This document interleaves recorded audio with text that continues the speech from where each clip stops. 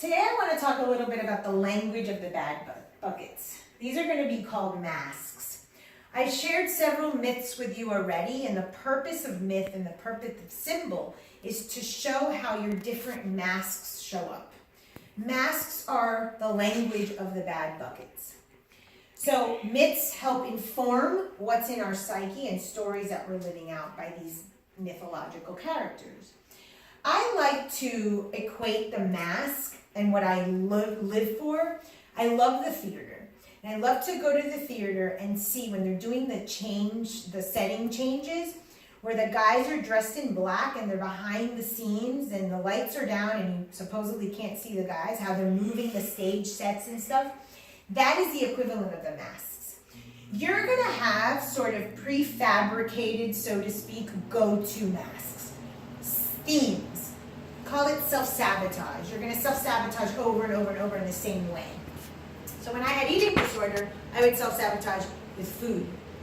But once I become clever and know how to identify that mask, the subconscious and the bad bucket is like, oh, you won. Oh no. A new mask shows up that actually represents the exact same behavior but in a different way. That's why we're constantly, like the set, changing the set and trying to catch the mask and see how it shows up. At least that is my passion and what this is all about. So I like to help clients identify the ways that their masks show up. Quick myth. The book that's coming out about all of this is called The 7 Gates. This is from a myth from ancient Sumeria of a goddess named Inanna and her sister Ereshkigal. And you can look it up if you want. We'll be talking about that for a long time. And I want to just get to the 7 gates that relates to this. In the story, Ereshkigal invites Inanna to come visit her because her husband has died. As she starts to descend into the underworld, because Inanna is the god of the upper world, they start ripping off layers of her clothing and her jewelry. And she shows up at her sister's door naked. That's all I'm going to share for now. What is the significance of the 7 gates? You're going to go through your first gate recognizing your needs. Oh, I have this issue. This is my pattern. Most people will come to me because they have a pattern that they keep repeating. They get through that door. Now they have to go through the next door and the next door and the next door. And you're continuously going through these gates. The deeper into the gates you get, that 7th gate is when you're literally stripped naked. That's when you have looked at your bad bucket, ripped it apart, seen every single way the mass self-sabotage, and then some, and you still have to combat this in your life. But that's what we're trying to get you to, a point of nakedness. So you can see how your masks show up, how you rearrange the set to pretend that you've done something different, but catch yourself like the guy in black when I go to a Broadway production. So I call something the prefab bad bucket. So I'm an astrologer and that helps inform me. You don't have to use this, but this is sort of like an overriding sort of generalization. And there's tons of words, I'm just using some. What I've done is I kind of put all of the planets that come in an astrology chart on here and I've used certain words to describe. This is sort of the prefab bad bucket. You have other words, that's fine. You're just going to sort of keep adding and adding and adding to your bad bucket. And eventually you're going to see there are going to be themes. One of the things I love about astrology is that every single person has a Pluto, has a Sun, has a Mars, has a Venus, has a Neptune. Just like everybody has 2 eyes, a nose, and ears. Our psyche is no different. We have the same tendencies. The beauty of astrology is that it shares with us how we manifest those tendencies. So it's easier to see how the masks show up.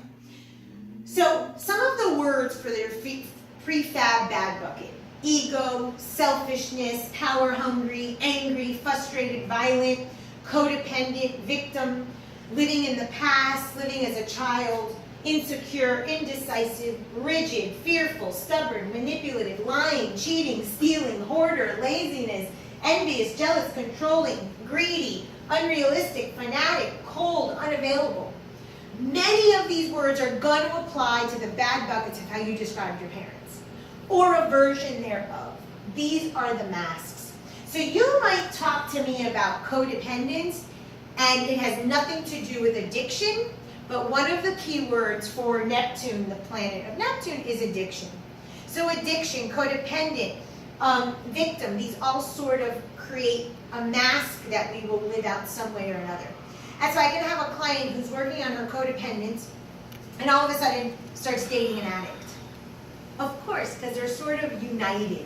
And these are the layers that we're going to see as we use the mirroring technique to build the bad bucket. But I kind of wanted to introduce you to the sort of generalities that we all have in our psyche, in our parents, some version of it.